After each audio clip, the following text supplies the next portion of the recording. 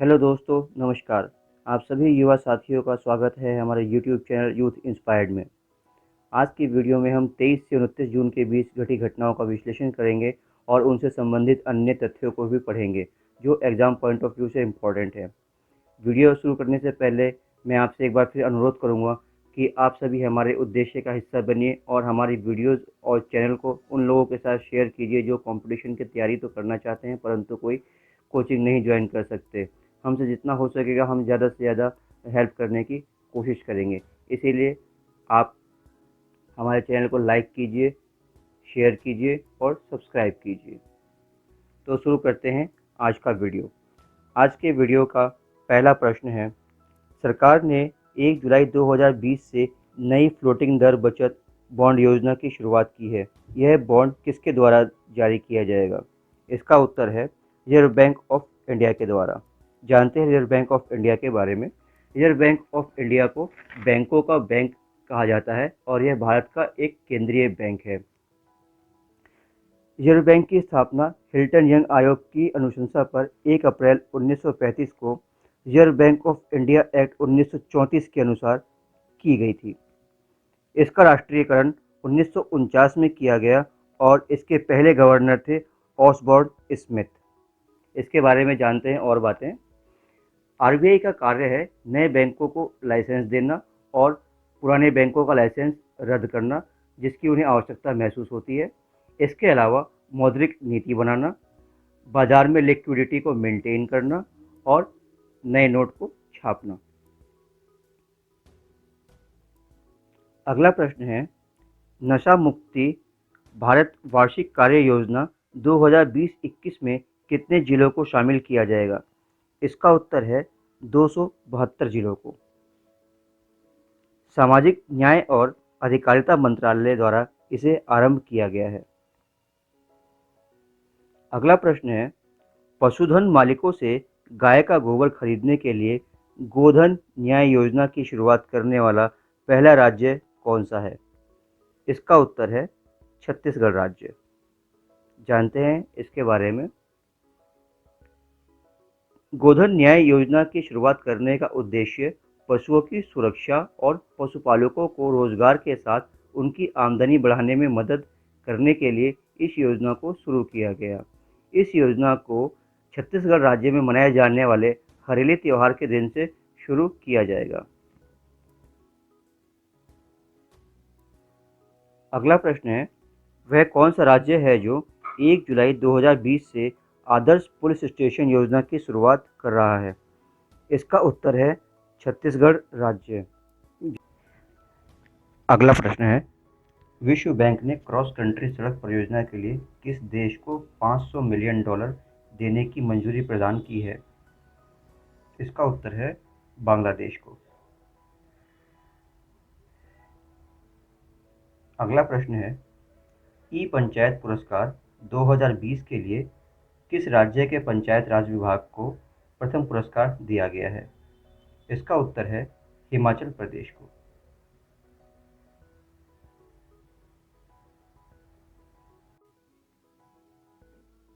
अगला प्रश्न है, युद्ध की तैयारियों के लिए सशस्त्र बल को आपातकालीन निधि के तौर पर कितना धन प्रदान किया जाएगा?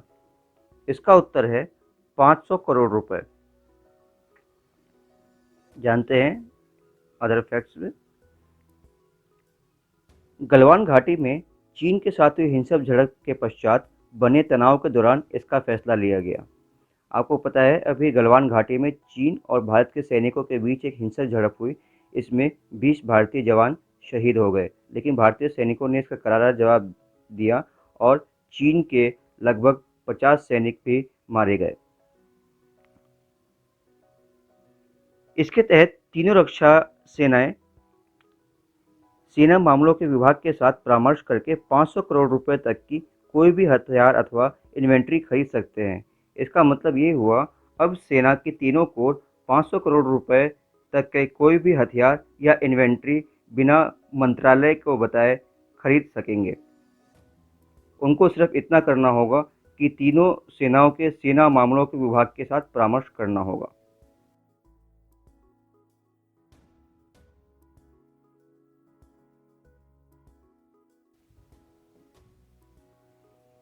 अगला प्रश्न है, औद्योगिक निवेश को आकर्षित करने के लिए हाल ही में किस राज्य ने महापरवाना पहल की घोषणा की? इसका उत्तर है महाराष्ट्र राज्य ने। इसके अनुसार निवेश को आकर्षित करने के लिए महाराष्ट्र सरकार सिंगल विंडो सिस्टम प्रणाली को अपनाएगी। सिंगल विंडो प्रणाली का मतलब होता है एक ही स्थान पे अंतर्राष्ट्रीय ट्रेडर्स को जो भी डॉक्यूमेंट्स होंगे वो वहाँ पर सबमिट कर सकेंगे।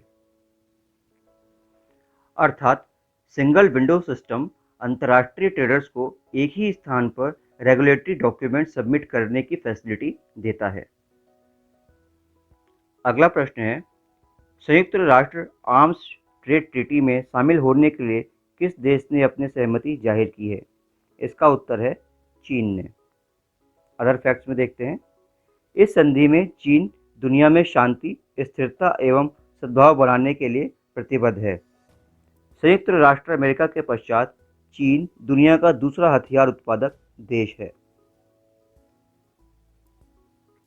अगला प्रश्न है, रूस की विजय दिवस परेड के उपलक्ष्य में भारतीय प्रतिनिधि के रूप में कौन शामिल हुआ? इसका उत्तर है भारतीय रक्षा मंत्री राजनाथ सिंह जी ने।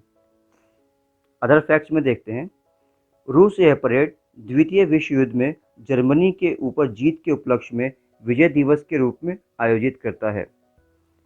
इस साल यानी कि 2020 में रूस ने द्वितीय विश्व युद्ध में जर्मनी के ऊपर जीत की 75वीं वर्षगांठ के रूप में मनाया।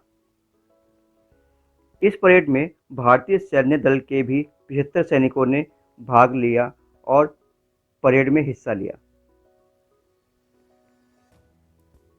अगला प्रश्न देखते हैं, फीफा महिला विश्व कप फुटबॉल 2023 की मेजबानी कौन सा देश करेगा? इसका उत्तर है ऑस्ट्रेलिया और न्यूजीलैंड। फीफा के बारे में जानते हैं। फीफा का पूरा नाम है federation international D football association. FIFA की स्थापना 21 मई 1904 को सैन रूई में की गई थी।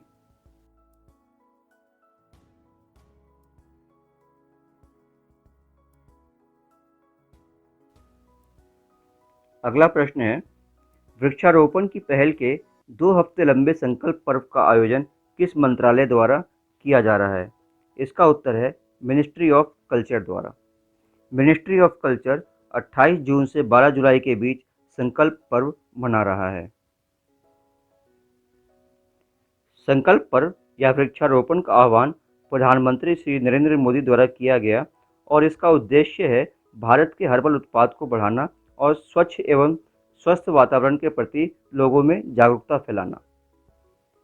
अगला प्रश्न है, लाइकेन पार्क विकसित करने वाला पहला राज्य कौन सा है? इसका उत्तर है उत्तराखंड राज्य। उत्तराखंड राज्य में पिथौरागढ़ जिले के मुनस्यारी में भारत का पहला लाइकेन पार्क विकसित किया गया है। इसमें 150 से अधिक लाइकेन की प्रजातियां हैं। यह पार्क 1.5 एकड़ स्थान में फैला हुआ है। इसका उद्घाटन 27 जून 2020 को किया गया। दोस्तों, इस प्रश्न में मैं आपसे एक प्रश्न पूछ रहा हूं, इसका उत्तर आपको देना है। आज का प्रश्न है, लाइकेन क्या होते हैं? आपको इसका उत्तर कमेंट बॉक्स में देना है। इसका उत्तर मैं अपनी अगली कड़ी में आपको दूंगा। अगला प्रश्न है, विश्व बैंक द्वारा पोषित शिक्षा सुधार योजना स्टार्स को भारत के कितने राज्यों में लागू किया गया है? इसका उत्तर है भारत के 6 राज्यों में लागू किया गया है। अदर फैक्ट्स में देखते हैं, विश्व बैंक द्वारा इस योजना के लिए $500 मिलियन का योगदान ऋण के रूप में दिया गया है। इस योजना का उद्देश्य स्कूली शिक्षा की गुणवत्ता एवं प्रशासन में सुधार करना है। अगला प्रश्न है, जून 2020 में आयरलैंड के प्रधानमंत्री के रूप में किसे चुना गया है? इसका उत्तर है माइकल मार्टिन को। आयरलैंड के बारे में जानते हैं। आयरलैंड एक यूरोपीय कंट्री है। इसकी राजधानी डबलिन है। यहाँ की मुद्रा आयरिश पाउंड है। आयरलैंड की स्थिति को हम पॉलिटिकल मैप में देख सकते हैं।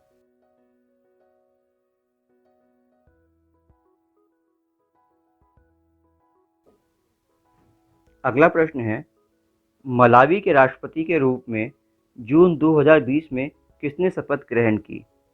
इसका उत्तर है लाजरस चक्वेरा। लाजरस चक्वेरा मलावी के छठे राष्ट्रपति होंगे। मलावी की राजधानी लिलोंग्वे और मुद्रा मलावी क्वाचा है।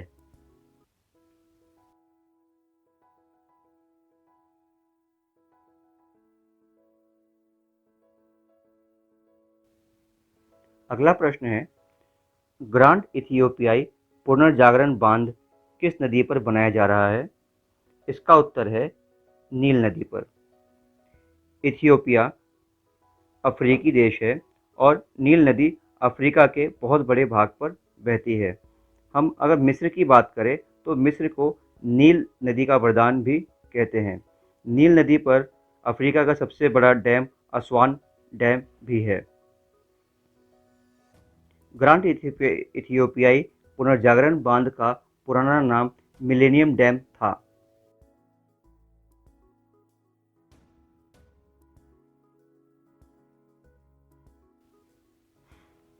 अगला प्रश्न है, ministry of health and welfare के इंडिया टीबी 2020 रिपोर्ट के अनुसार 2019 में टीबी के रोगियों की संख्या 2018 की तुलना में कितने प्रतिशत अधिक हुई है? इसका उत्तर है 14% की वृद्धि हुई है। अदर फैक्ट्स में देखते हैं, केंद्रीय स्वास्थ्य मंत्री डॉक्टर हर्षवर्धन तथा राज्य मंत्री अश्विनी चौबे द्वारा वर्चुअल कॉन्फ्रेंसिंग के द्वारा इंडिया टीबी रिपोर्ट 2020 की घोषणा की गई। इस रिपोर्ट के अनुसार 2019 में मरीजों की संख्या 24.04 लाख थी। इस रिपोर्ट के अनुसार टीबी नियंत्रण में गुजरात राज्य का प्रदर्शन सबसे अच्छा रहा है। अगला प्रश्न है, बीआरओ द्वारा निर्मित पुनेजा ब्रिज और देविका ब्रिज का उद्घाटन किस राज्य या केंद्र शासित प्रदेश में किया गया है? इसका उत्तर है जम्मू कश्मीर केंद्र शासित राज्य में। जानते हैं इसके बारे में। इन दोनों पुलों का उद्घाटन केंद्रीय मंत्री जितेंद्र सिंह तोमर द्वारा किया गया है। बीआरओ का पूरा नाम है border road organisation. Border road organisation की स्थापना 7 मई 1960 को बॉर्डर रोड्स डेवलपमेंट बोर्ड के रूप में की गई थी, जिसके चेयरमैन जवाहरलाल नेहरू जी थे। बॉर्डर रोड ऑर्गेनाइजेशन की स्थापना का उद्देश्य था बॉर्डर से सटे हुए राज्यों में पहुंच बनाने के लिए इन स्थानों पर सड़कों का निर्माण करना था।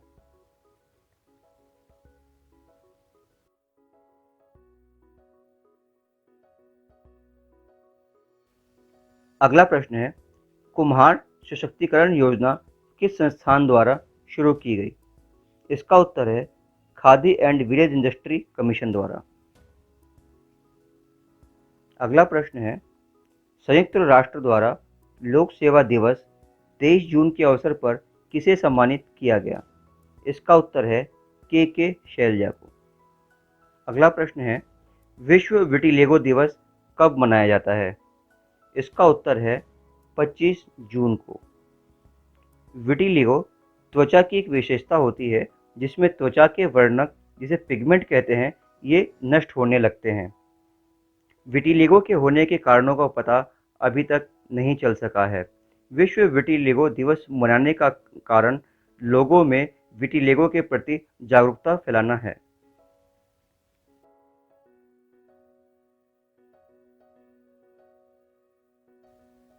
अगला प्रश्न है, legend of Suheldev the king who saved India नामक पुस्तक के लेखक कौन है?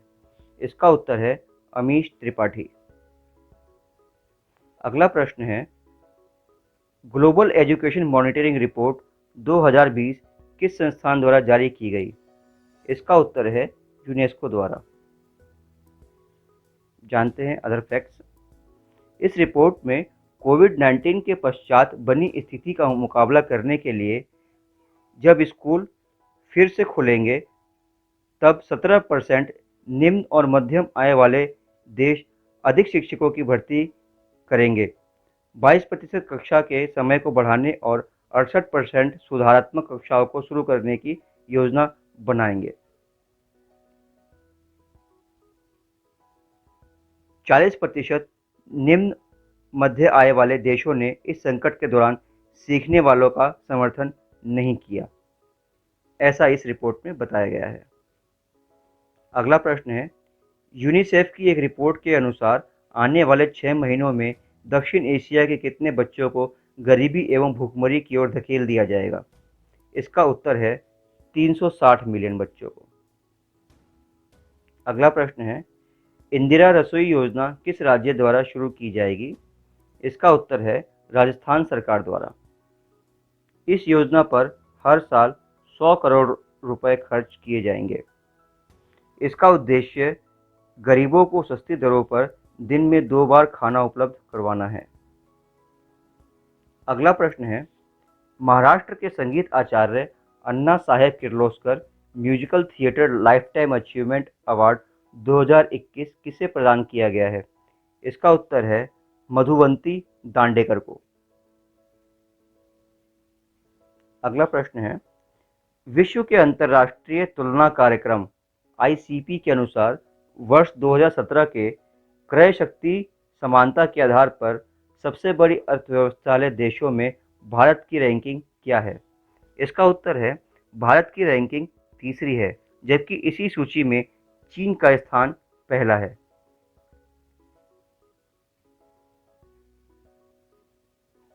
अगला प्रश्न है, वेंटिलेटर सप्लाई और प्रवासी मजदूरों के कल्याण के लिए PM केयर्स फंड से कितने रुपए की धनराशि स्वीकृत की गई है? इसका उत्तर है 3000 करोड़ रुपए। आप सभी को मालूम है, कोविड-19 के दौरान, लॉकडाउन के दौरान जो अर्थव्यवस्था को हानि हुई, उसके लिए या उसके क्षतिपूर्ति के लिए प्रधानमंत्री नरेंद्र मोदी जी द्वारा एक आकस्मिक फंड PM केयर्स निर्माण किया गया था।